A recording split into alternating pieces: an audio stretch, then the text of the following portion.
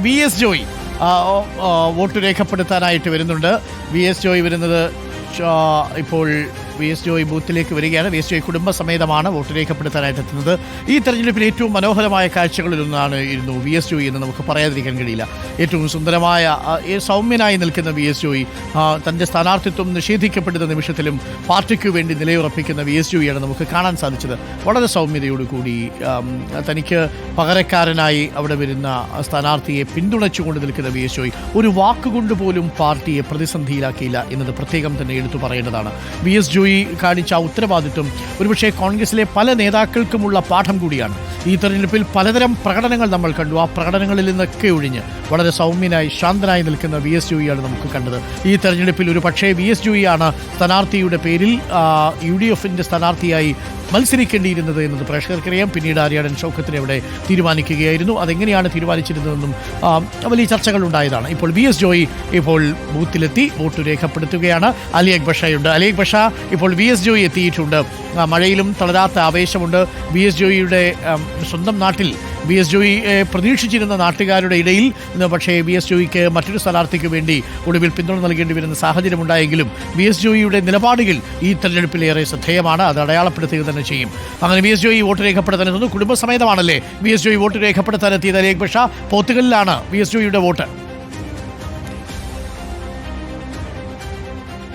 അതെ അരുൺ, പോത്തുകല്ല് വെള്ളിമറ്റം അംഗനവാടിയിലെ ബൂത്തിലാണ് ഇപ്പോൾ വി എസ് ജോയി എത്തിയിരിക്കുന്നത്. 126 നമ്പർ ബൂത്തിലേക്കാണ് വി എസ് ജോയി ഇപ്പോൾ വോട്ട് രേഖപ്പെടുത്താൻ വേണ്ടി എത്തിയിരിക്കുന്നത്. നമ്മൾ ഇപ്പോൾ ദൃശ്യങ്ങളിൽ കണ്ടു. മാധ്യമപ്രവർത്തകരോടൊക്കെ സംസാരിച്ചാണ് അദ്ദേഹം കയറിപ്പോയത്. അരുൺ പറഞ്ഞതുപോലെ വി എസ് ജോയി എന്ന രാഷ്ട്രീയ നേതാവിൻ്റെ നിലപാട് അത് വ്യക്തമായ ഒരു സമയം കൂടിയായിരുന്നു ഈ തെരഞ്ഞെടുപ്പിൻ്റെ തുടക്കം. ഈ സ്ഥാനാർത്ഥി പ്രഖ്യാപനം ഉൾപ്പെടെയുള്ള സമയം എന്ന് പറയുന്നത് ആദ്യഘട്ടത്തിൽ ഉയർന്ന ഘട്ടൊരു പേരാണ് വി എസ് ജോയിയുടേത്. പിന്നീട് സ്ഥാനാർത്ഥി പ്രഖ്യാപനത്തിൽ ഷൗക്കത്തിൻ്റെ പേര് വരുന്ന ഘട്ടത്തിലും കൃത്യമായ നിലപാട് പറഞ്ഞ് ഒരൊറ്റക്കെട്ടായി സ്ഥാനാർത്ഥിക്ക് വേണ്ടി മുന്നോട്ട് പോകും. അതിന് 1000 വർഷം തനിക്ക് സ്ഥാനാർത്ഥിത്വം കിട്ടാതിരുന്നാലും തനി രാഷ്ട്രീയ പ്രസ്ഥാനത്തിന് വേണ്ടി നിൽക്കും, ഈ ആശയത്തിൽ തന്നെ നിൽക്കുമെന്ന് നിലപാട് വ്യക്തമാക്കിയ വി എസ് ജോയി അതിനുശേഷം പിന്നീട് ഇങ്ങോട്ട് പ്രചാരണത്തിൻ്റെ എല്ലാ ഘട്ടത്തിലും മുന്നിൽ നിന്ന് നയിച്ചത് സത്യത്തിൽ വി എസ് ജോയി തന്നെയായിരുന്നു. ഇപ്പോൾ വി എസ് ജോയി എന്തായാലും വോട്ട് രേഖപ്പെടുത്താൻ വേണ്ടി എത്തിയിരിക്കുന്നു. അല്പസമയമായി നമ്മൾ 126 നമ്പർ ബൂത്തിൽ വി എസ് ജോയിയെ കാത്ത് നിൽക്കുകയായിരുന്നു. ഈ ജനങ്ങളെ സംബന്ധിച്ചിടത്തോളം സ്വാഭാവികമായും വി എസ് ജോയിയുടെ നാടാണ്, തൊട്ടടുത്തുള്ള ബൂത്താണ്, വീടിനോട് ചേർന്ന് തന്നെയുള്ള ബൂത്താണ്. ഈ പ്രദേശത്തുകാരനാണ്, നാട്ടുകാരുടെ ഏറ്റവും പ്രിയപ്പെട്ട നേതാവാണ്. സ്വാഭാവികമായും ഒരു സ്ഥാനാർത്ഥിത്വം നാട്ടുകാരും ആ ഒരു ഘട്ടത്തിൽ പ്രതീക്ഷിച്ചിരുന്നു. പിന്നീടാണ് അത് മാറിപ്പോവുകയും ചെയ്യുന്നത്. ഇപ്പോൾ എന്തായാലും അല്പസമയത്തിനുള്ളിൽ വി എസ് ജോയി വോട്ട് രേഖപ്പെടുത്തി പുറത്തേക്ക് ഇറങ്ങി നമ്മോട് പ്രതികരിക്കും എന്ന് തന്നെയാണ് നമ്മൾ കരുതുന്നത്. ഈ പാർട്ടിക്കുള്ളിൽ മറ്റൊരു തരത്തിൽ വി എസ് ജോയ് പല വിവാദങ്ങളും പല പോത്തുകല്ലിലെ പോളിംഗ് ബൂത്തിലെത്തി വോട്ട് രേഖപ്പെടുത്തി വരികയാണ്. പ്രിയപ്പെട്ട പ്രേക്ഷകരെ, ഒട്ടേറെ സുന്ദരമായ നിമിഷങ്ങളും ഈ നിലമ്പൂർ തെരഞ്ഞെടുപ്പിലുണ്ടായിരുന്നു. വിവാദങ്ങളും പല വിഷയങ്ങളും പ്രകടനങ്ങളും ഒക്കെ നമ്മൾ കണ്ടു.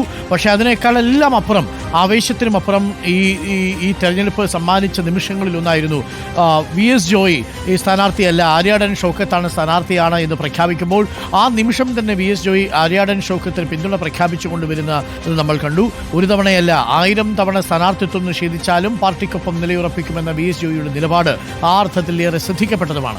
മറുഭാഗത്ത് ഇന്നിപ്പോൾ കണ്ട മനോഹരമായൊരു ദൃശ്യം, ആര്യാടൻ ഷൗക്കത്ത് CPM സ്ഥാനാർത്ഥിയായ ഇടത് സ്ഥാനാർത്ഥിയായ സ്വരാജുമായിട്ട് തോളിൽ കൈയിട്ട് നിൽക്കുന്ന ചിത്രം കൂടി ഇന്നത്തെ മനോഹരമായ ദൃശ്യമായി മാറുകയാണ്. മഴ മാറി നിൽക്കുന്ന അന്തരീക്ഷമാണ് ഇത്. ആരുടെ പ്രതീക്ഷയാണ് മഴവില്ലായി മാറുന്നതെന്ന് നമുക്ക് നോക്കാം.